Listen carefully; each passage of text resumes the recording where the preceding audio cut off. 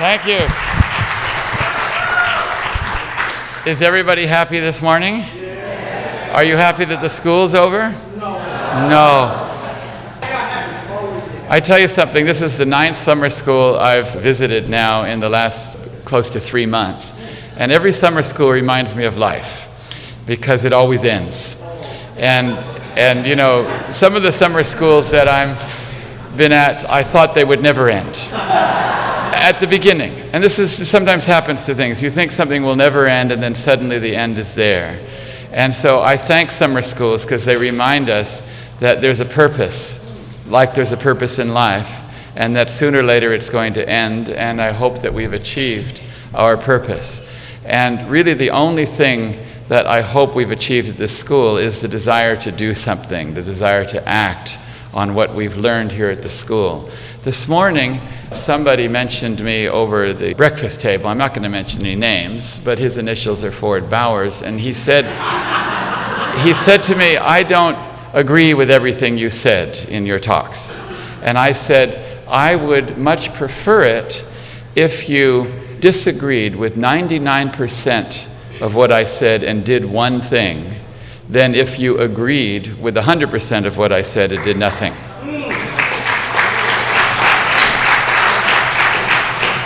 And so I'm not sure which option Ford Bowers is going to take, but this is what it's all about. And this is what Shoghi Effendi always wanted to know at the end of any conference. If people sent to Shoghi Effendi a report that we had a wonderful conference, we had a great time, everything was so splendid, he would write back and say, yes, but what were the results? What were the results? Who was going pioneering? Who was going travel teaching? Who was doing things that were part of the plan that time? And so this is also what we have to say to ourselves. Did we enjoy this school? Maybe we did. I certainly did. But did it have any results? What were the results? And next year when we come to that, we saw some beautiful photos there, didn't we? What the committee didn't tell you is that those photos were taken during the 10-year crusade. And I'm not sure if there's been any renovations since, but they were lovely photographs. And so I'm so excited that the school will be there next year because we move on to bigger and better things. And now, speaking of moving on to bigger and better things, we have the 6th attribute of Abdu'l-Bahá that we've been talking about. And so far, who can remind me of what are the first 5 qualities of Abdu'l-Bahá that we looked at? What is the first one? Joy and radiance. Okay, let's try that now. Let's all be joyful and radiant. Let's put our face wreathed in smiles. Okay, that's good. Now we're joyful and radiant. The second quality was seeing only the good in others, which means we're seeing God. How many of you have seen some good in other people this week? How many of you have seen some good in the committee at the summer school here?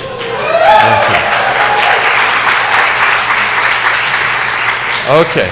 And the third quality we looked at, I believe it was forgiveness. How many of you forgive the summer school committee?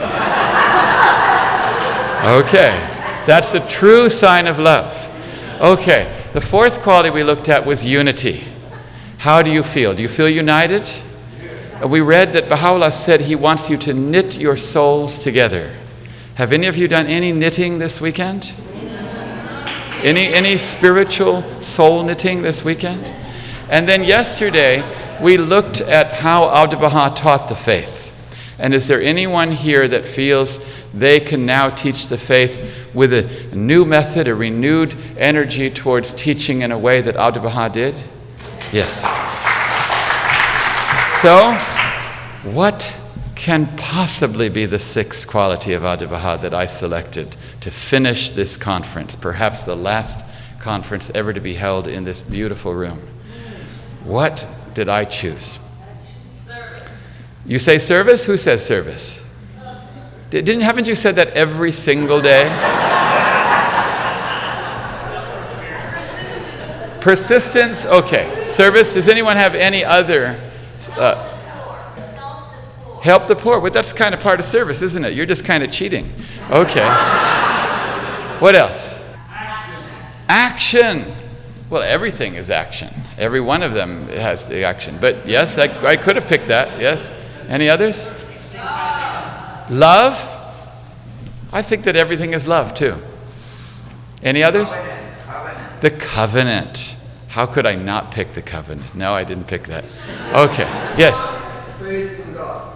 Faith in God. Whoa, maybe I should have picked that one. Detachment. Okay, you see how hard this was for me to do this? Because every one of these deserves at least an hour, at least a day, at least a year. There's no way that we can do this when Abdu'l-Bahá was the incarnation of every Baha'i virtue. But I had to select one, and the one I chose, I'll give you a clue. What is the master's name? Servant of Baha.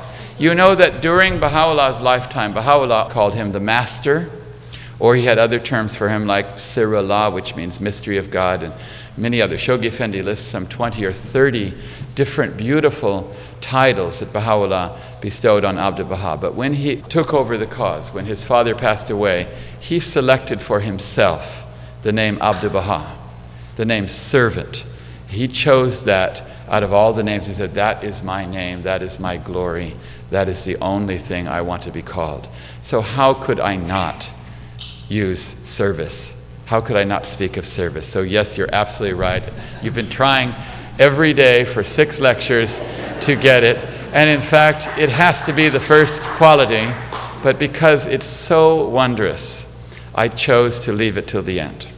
So let's today talk about service.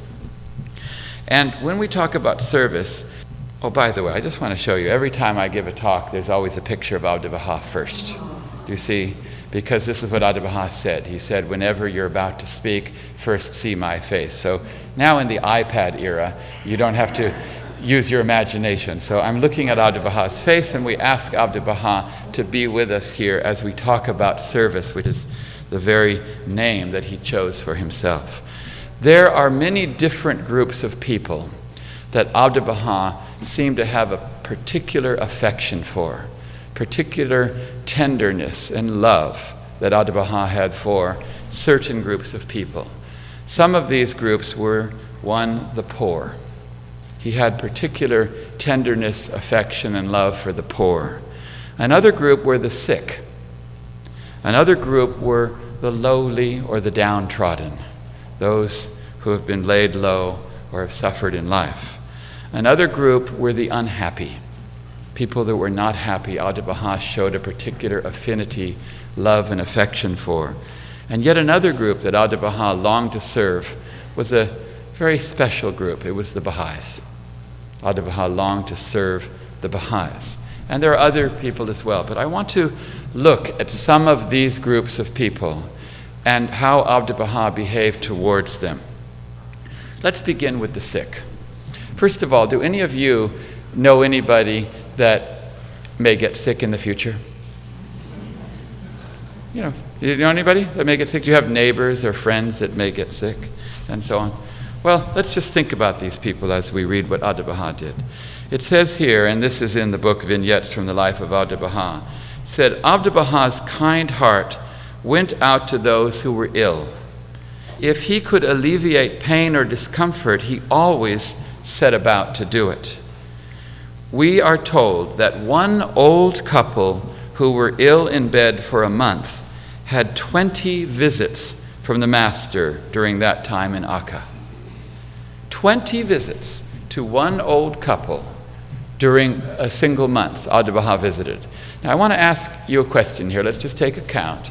How many of you have visited one old couple or even any old person 20 times in a month? Raise your hand. And nobody who's a nurse or a doctor or something like that. Okay. So that's great.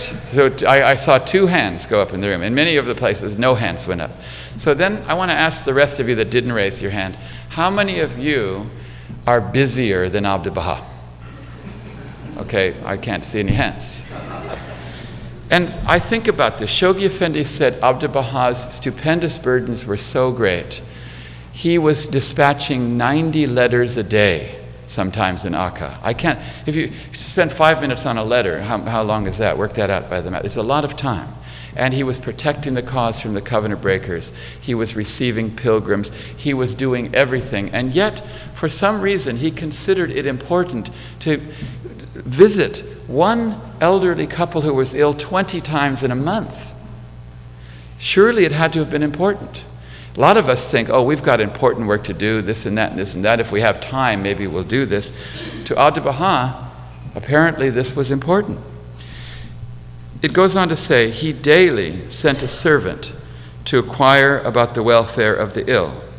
And as there was no hospital in Akka, he paid a doctor a regular salary to look after the poor. The doctor was instructed not to tell who provided this service. When a poor and crippled woman was shunned on contracting the measles, the master immediately engaged a woman to care for her, took a room, and put his own bedding into it. He called the doctor, sent food and everything she needed. He went to see that she had every attention, and when she died in peace and comfort, he arranged her simple funeral and paid all the charges. So you see, Abdu'l-Bahá had a special affection for the sick. And so when he came to the United States on 17 June 1912, he gave a talk in New York City to the Baha'is. And I want to read you some of that. He says, we should all visit the sick. And as soon as I read that, I thought, oh, this is interesting. We should all visit the sick. Who does that exclude in this room? Who is not in the group of all?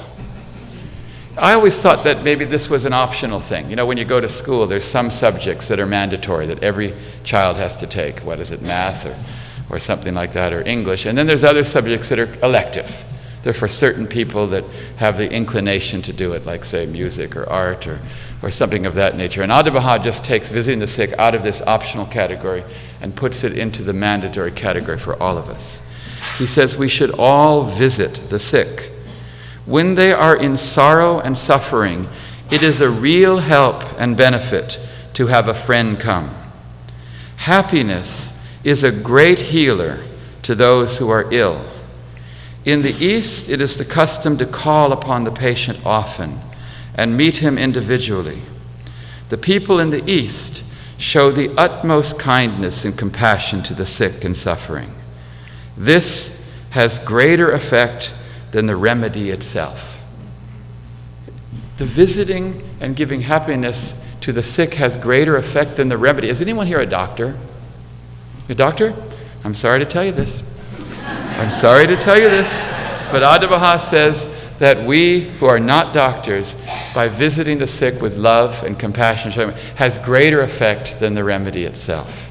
I'm sorry, but of course if you do both, I suppose it's even better.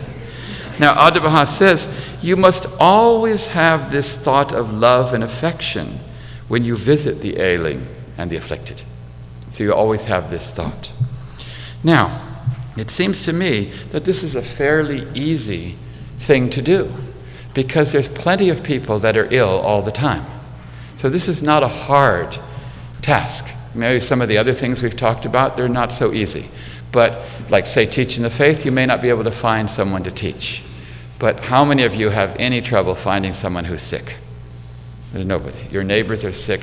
And anytime they're sick, Abdu'l-Bahá wants you to visit them.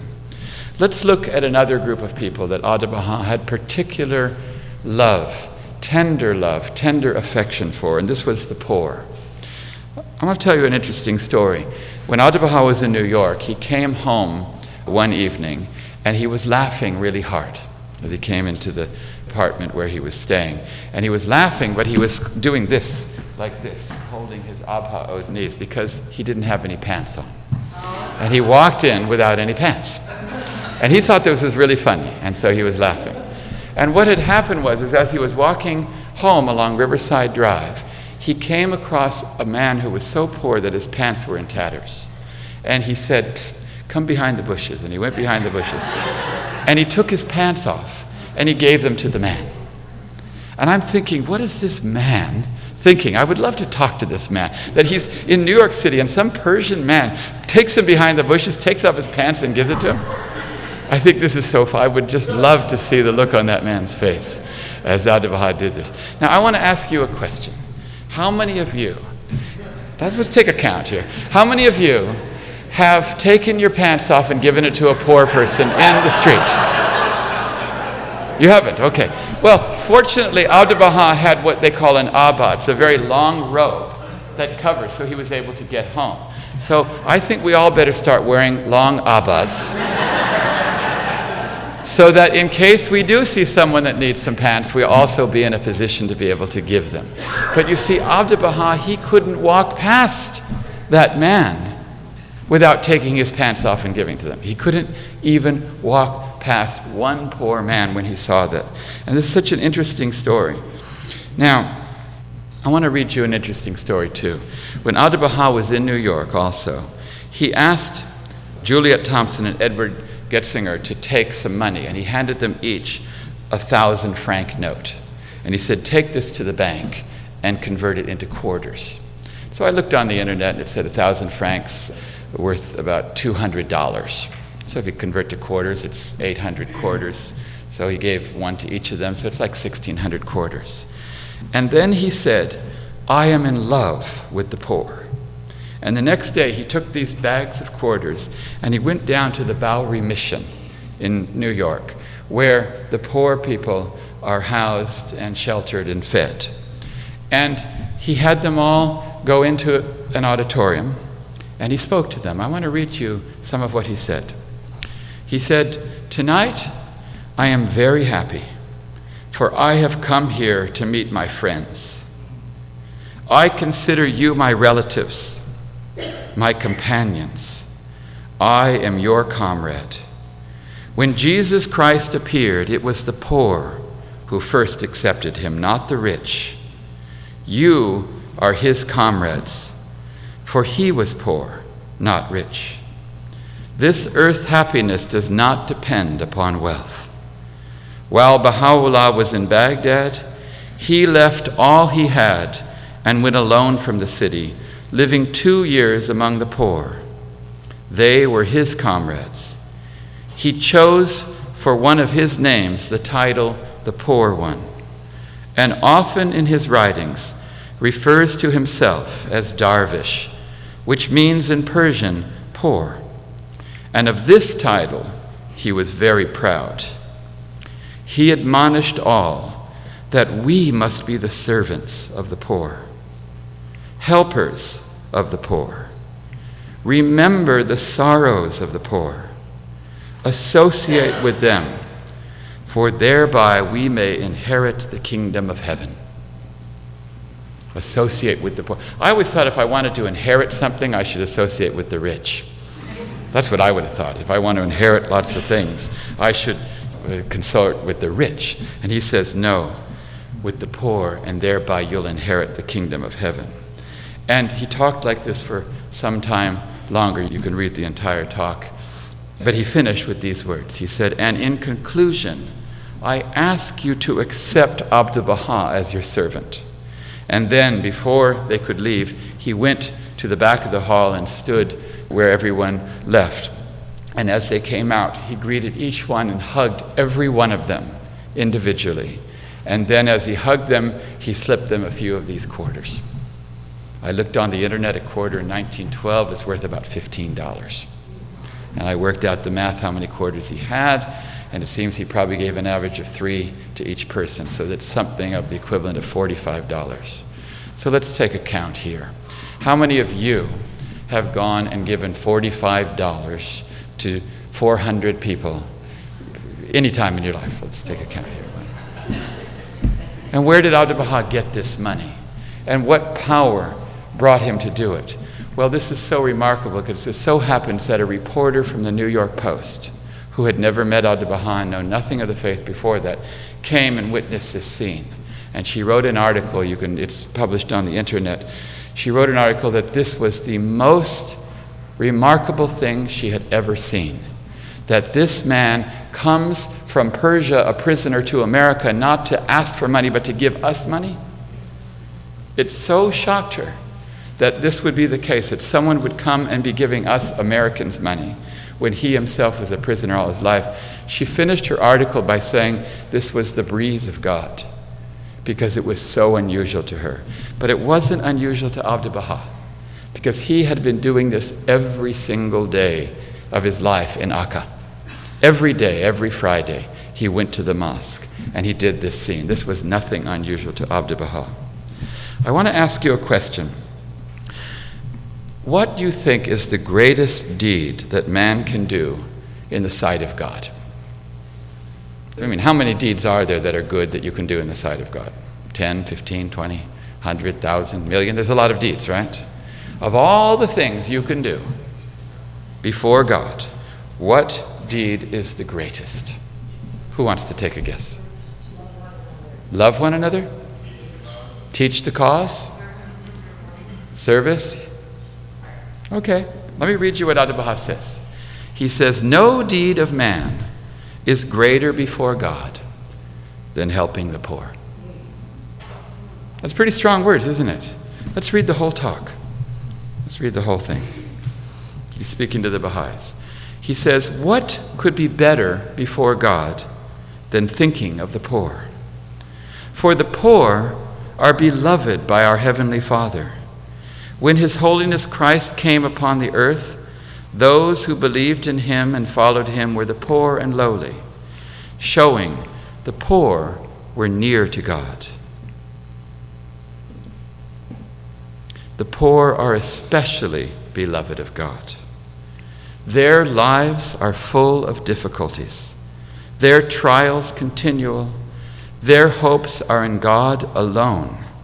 Therefore you must assist the poor as much as possible, even by sacrifice of yourself.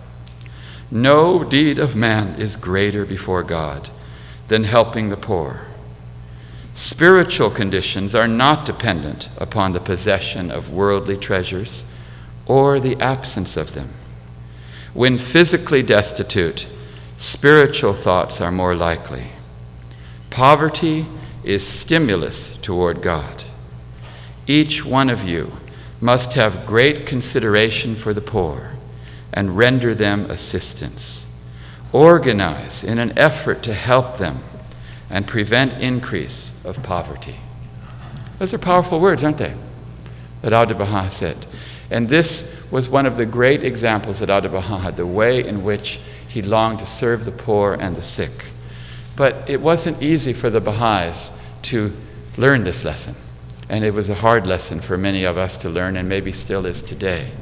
Someone who had difficulty or great pain in learning this lesson was Lua Getzinger. Lua Getzinger learned this lesson the hard way. When she went to Akka on pilgrimage, she was so delighted that Abdu'l-Bahá asked her to do something for him.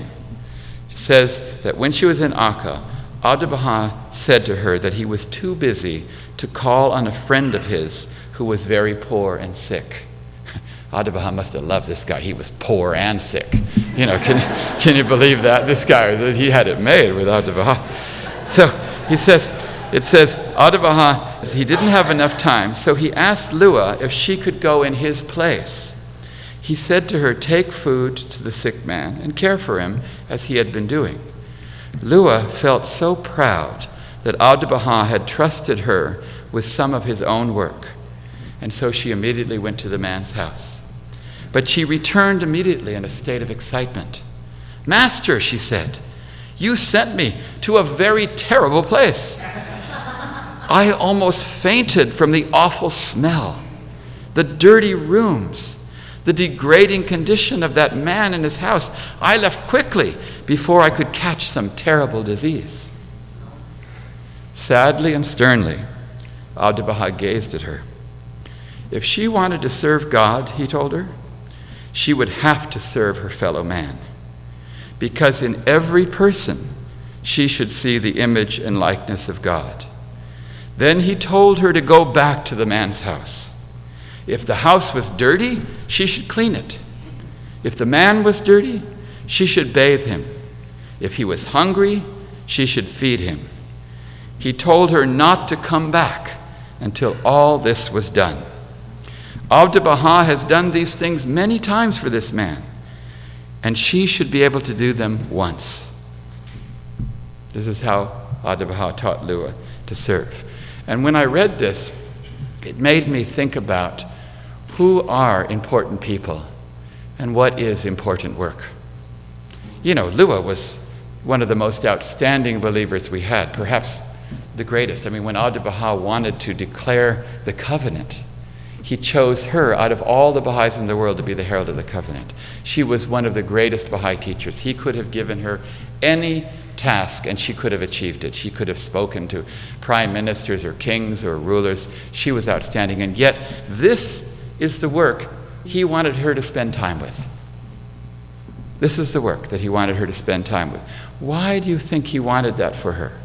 Because I think he knew that she couldn't do any other work, important work, if she couldn't do this. If she couldn't learn to love and see God in all people, she couldn't do all that other important work that she was destined to do.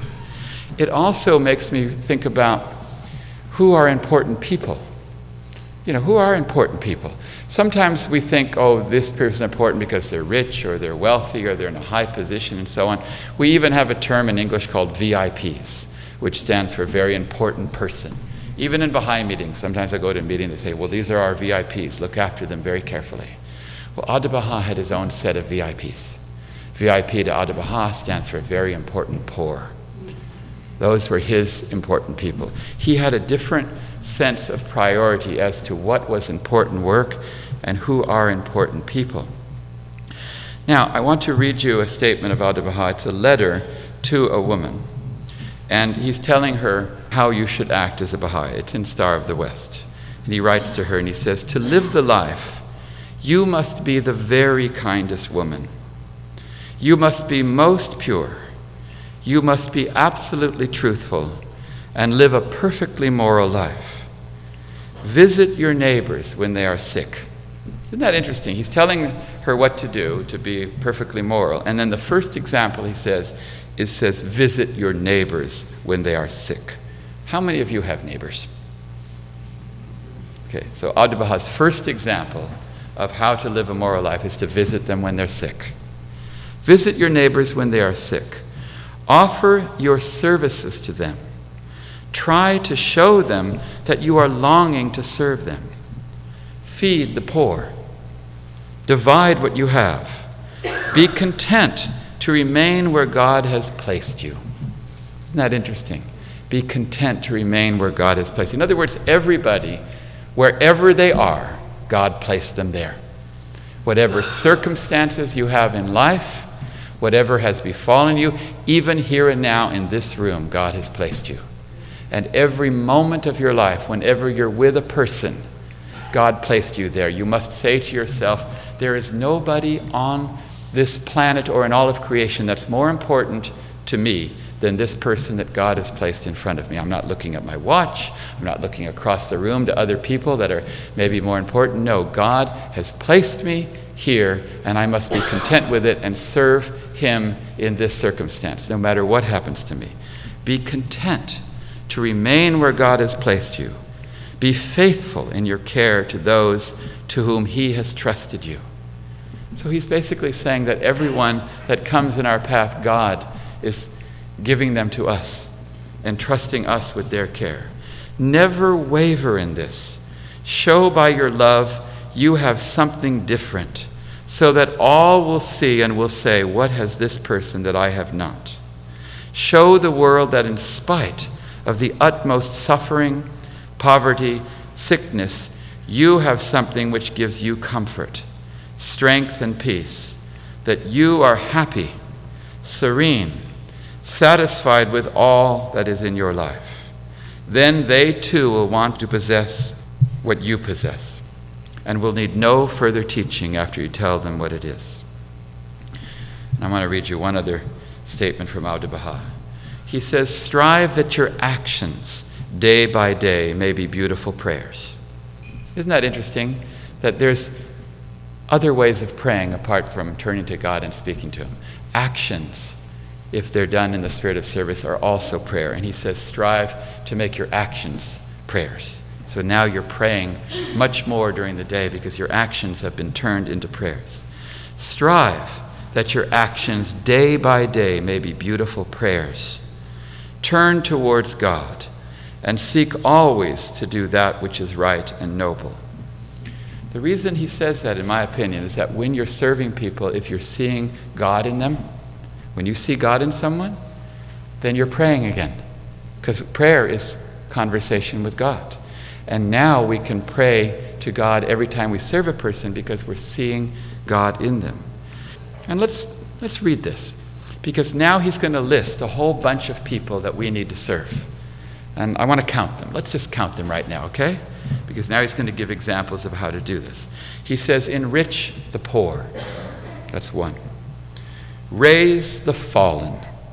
That's 2. Comfort the sorrowful. 3. Bring healing to the sick. Reassure the fearful. Rescue the oppressed. Bring hope to the hopeless. Shelter the destitute. There's 8 groups of people. Can anyone remember those? Let's look at them. First, the poor. Do any of you know or ever encounter the poor? That's one group, Abdu'l-Bahá says. Enrich them. 2 are the fallen. Do you know anybody in life that's fallen? Okay. 3, the sorrowful. Are there people that are sorrowful? There's lots of people that are sorrowful. And he says, comfort them. Bring healing to the sick. The sick. Reassure the fearful. How many of you know people that are fearful? The world is full of people that are fearful. He wants us to be reassuring to them. Rescue the oppressed. Bring hope to the hopeless. How many people are hopeless? Shelter the destitute. These are 8 things. How many of you would like to do these 8 things? We should memorize them. How important is this work? Abdu'l-Bahá says right now, after he lists those 8 things, he says, this is the work of a true Baha'i, and this is expected of him. If we strive to do all this, then we are true Baha'is. But if we neglect it, we are not followers of the light, and we have no right to the name. Is that amazing? He lists these 8 things, these group of people that he wants us to serve, and he says, if we do these things, then we are true Baha'is. But if we don't do them, we are not Baha'is, and we have no right to the name. And I'm thinking, well, I hope that God, maybe doesn't see this in me, because I don't feel now I have right to the name. And then he continues, he says, God, who sees all hearts, knows how far our lives are in fulfillment of our words. I want to read that again. God, who sees all hearts, knows how far our lives are in fulfillment of our words. I want to read you a statement from Baha'u'llah. This is a very interesting statement because Baha'u'llah refers to another group of people. This group of people, he calls them the abased and the downtrodden. People who are abased or people who are downtrodden. There are such people everywhere in the world. And Baha'u'llah says this is what you need to do if you meet them. He says, if ye meet the abased or the downtrodden, turn not away disdainfully from them. For the King of glory ever watcheth over them, and surroundeth them with such tenderness as none can fathom, except them that have suffered their wishes and desires to be merged in the will of your Lord, the gracious, the all-wise. So he says, if you meet someone who is abased or downtrodden, do not turn away from them. He says, because God surroundeth them with such tenderness that no one can fathom. Every time you see someone who's abased or downtrodden, you need to see God surrounding them with tenderness. And then Baha'u'llah addresses the rich people of the earth with these words. He says, O ye rich ones of the earth, flee not from the face of the poor that lieth in the dust. Nay, rather befriend him and suffer him to recount the tale of the woes which God's inscrutable decree hath caused him to be afflicted. This is a very interesting statement because Baha'u'llah is quite specific here. He says, when you meet the poor, befriend them and also ask him to recount to you what he has suffered in life. He's telling you a very specific thing. It's not a general thing, love the poor. He's saying befriend the poor and then ask them to tell you, to recount to you what he has experienced. And then Baha'u'llah says what will happen if you do that. This is what's so interesting.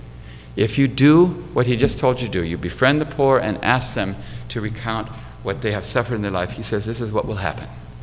He says, by the righteousness of God, whilst ye consort with him, the concourse on high will be looking upon you, will be interceding for you, will be extolling your names and glorifying your action. And I'm thinking, this is interesting. The concourse on high decides to come and visit you when you're meeting with the poor, the abased, and the downtrodden.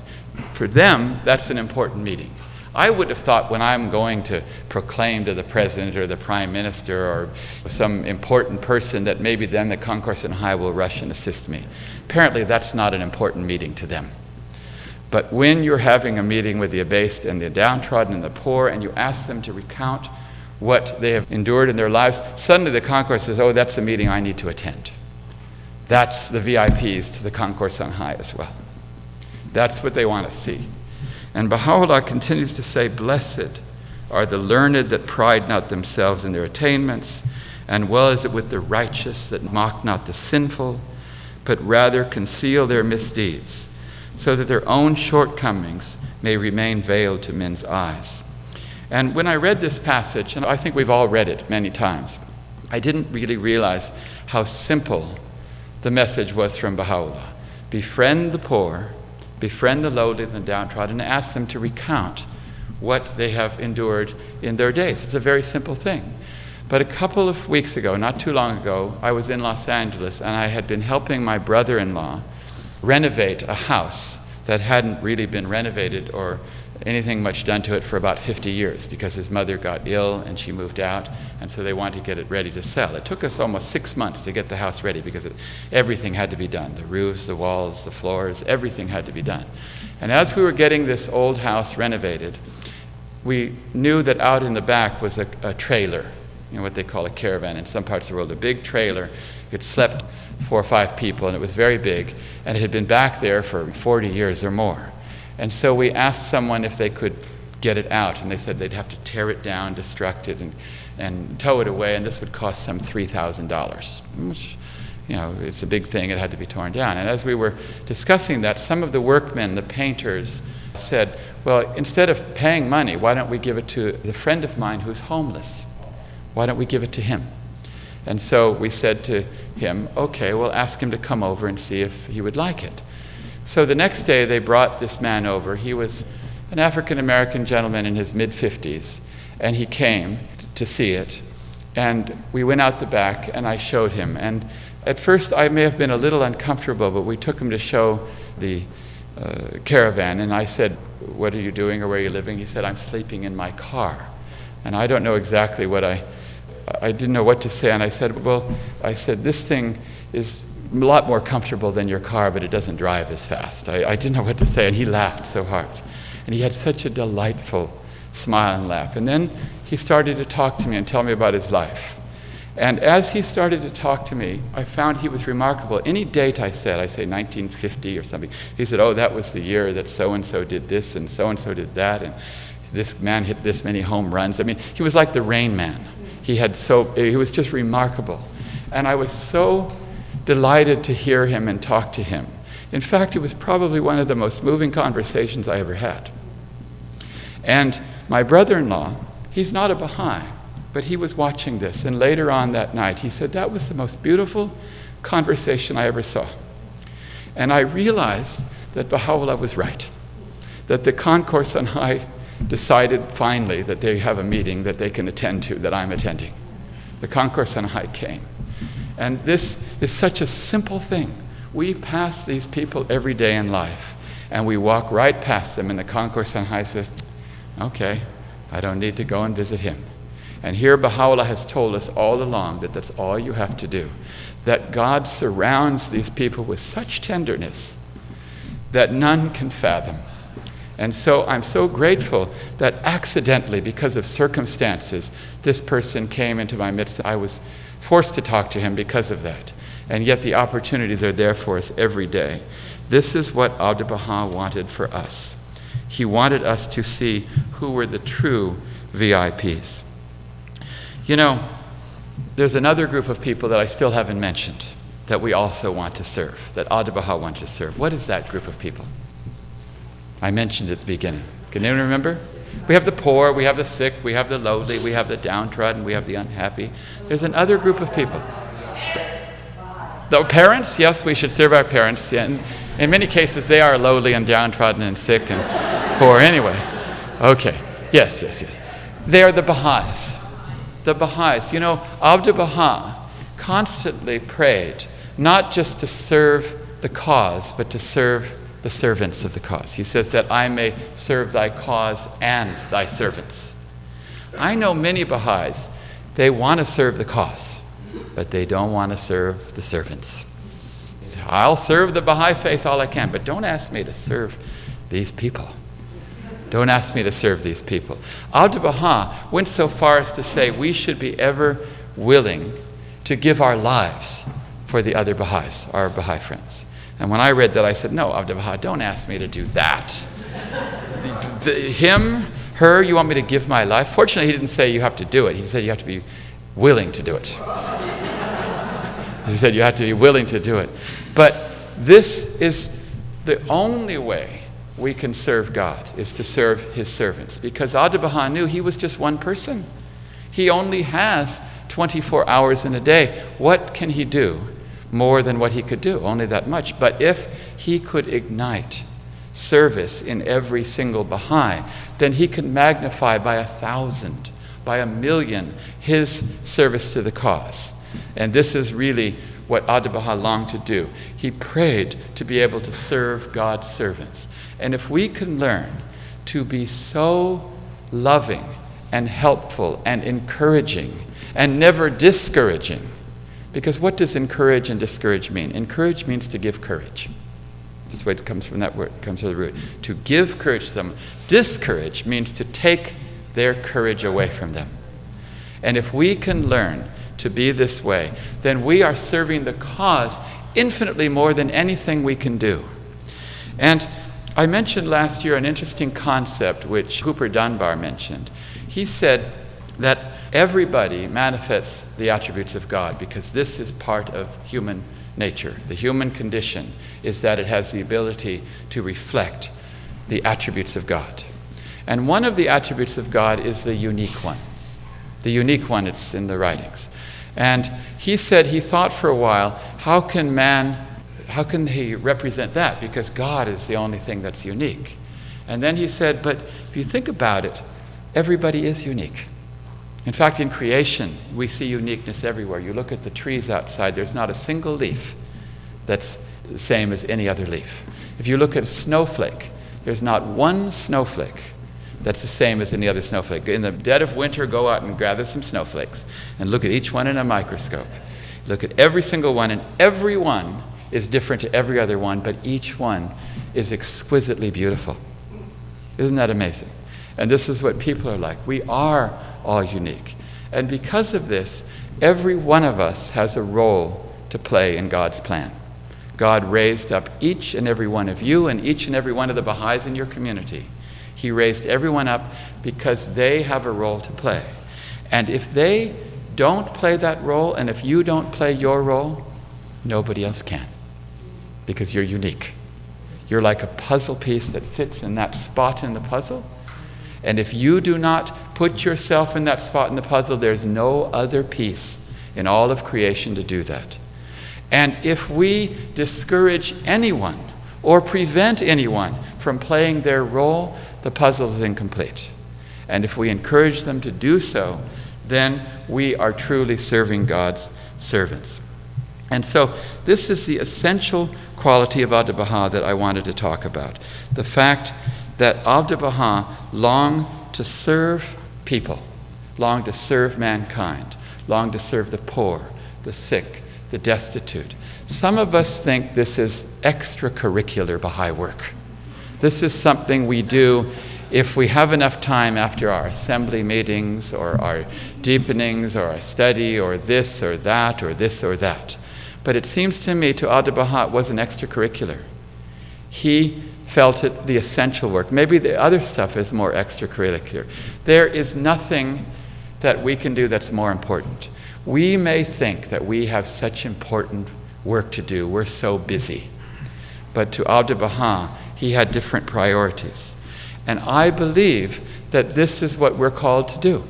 We're called to have the attitude of service. Maybe if we just had this attitude, we wouldn't have to worry about teaching. We wouldn't have to worry about it. We wouldn't have to worry about anything, because this quality alone may be sufficient. Abdu'l-Bahá was knighted for this work. He was knighted not because he was a Baha'i or the tablets he wrote or the covenant that he established. He was knighted because of the work he did amongst the poor in Palestine. You know this. This is what drew attention to the world. And I believe that everyone in this room has been called upon by God to do this work. This is the work. I'm going to read you a passage from Baha'u'llah. I think I'll finish with this. He says, O wayfarer in the path of God, take thou thy portion of the ocean of his grace, and deprive not thyself of the things that lie hidden in its depths. Be thou of them that have partaken of its treasures. A dewdrop out of this ocean would, if shed upon all that are in heaven and earth, suffice to enrich them with the bounty of God, the Almighty, the All-Knowing, the All-Wise. With the hands of renunciation, draw forth from its life-giving waters, and sprinkle therewith all created things, that they may be cleansed from all man-made limitations. So what is he saying? My mind is boggling. He says that there's an ocean of God's grace, and just a dewdrop out of that ocean, just a dewdrop, is sufficient for all the bounties.